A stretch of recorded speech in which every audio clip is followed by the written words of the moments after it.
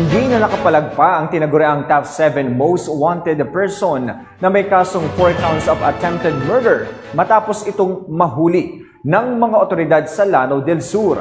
Patrolwoman Angela Bandarlipe sa report.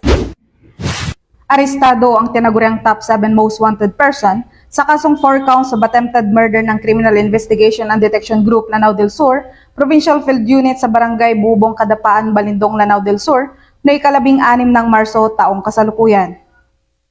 Kinilala ni Police Lieutenant Colonel Roldan Daniel, Chief ng CIDG Lanao del Sur Provincial Field Unit, ang suspect na si Elias Bato, 60 anyos, magsasaka na residente ng Barangay Kampong Talaw, Tugayaw, Lanao del Sur.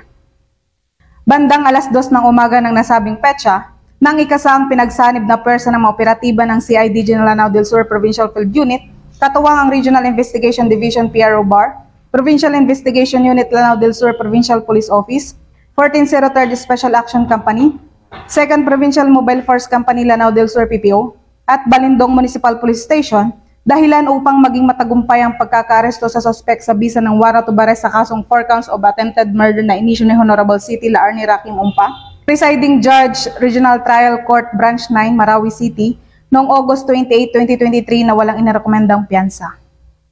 Ang naarestong suspect ay nakatala rin sa e-warrant system bilang top 7 most wanted person, regional ng PRO Bar at top 7 most wanted person, provincial ng Lanao del Sur Provincial Police Office.